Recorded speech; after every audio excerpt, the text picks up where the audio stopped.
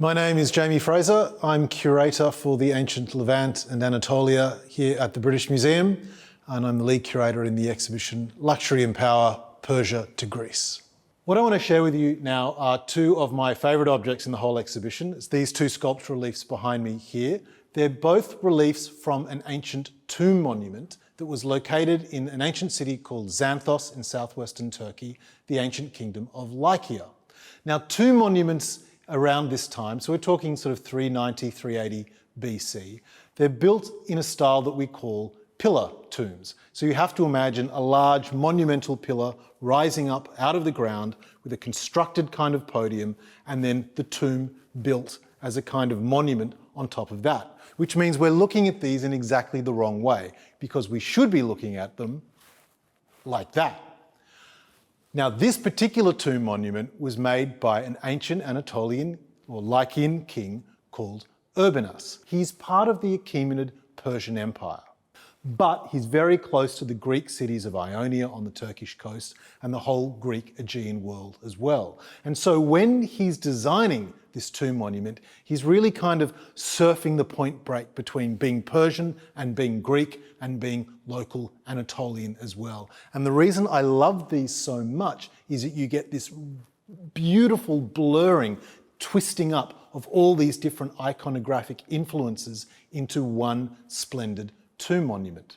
Now, the monument that Urbanus had designed, sitting upon that podium, looks like a Greek temple. It's been influenced by iconic temples from the Aegean world, and in fact, between the columns were female figures sculptured as sea nymphs called Nereids. So we get the name of this monument, the Nereid Monument. So you've got this kind of Greek architecture to it.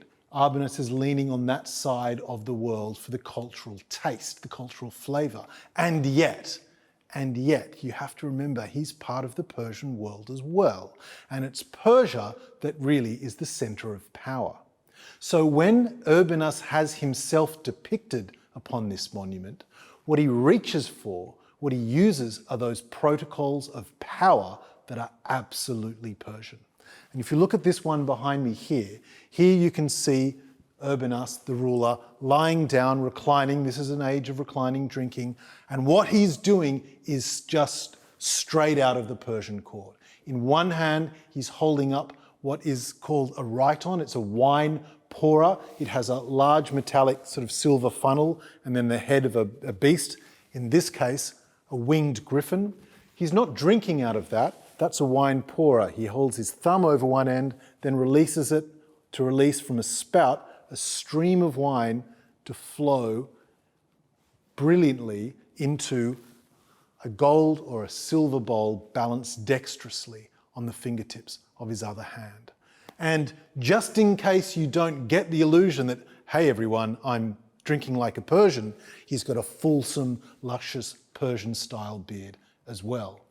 He's using the tools of power. He's using those drinking tools that are absolutely associated with the Persian king and the Persian court. But he's not only using the stuff, he's also showing that he's using this stuff in the right way.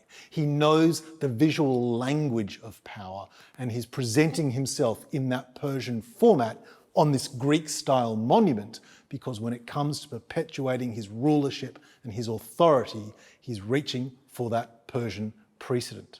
And you can see this on the other sculpture as well. You're seeing here Urbanus sitting on his throne with a delegation coming to visit him as emissaries.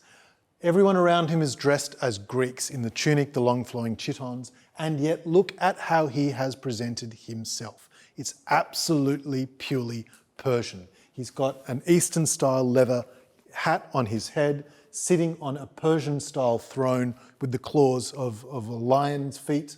But the key thing here is the parasol behind him. This is the most masculine, manly, Chuck Norris symbol of regal authority in the Persian world. The Persian king was not supposed to have the rays of the sun hit his head. He would have somebody, usually a eunuch, holding a parasol above him to keep him shaded. In the same way that the Persian king was not supposed to walk the ground, he would rest his feet on feet rests such as this, or ride a horse, or walk on the plushest, most luxurious sorts of carpet. Luxury adding a sort of rarefied existence to your world.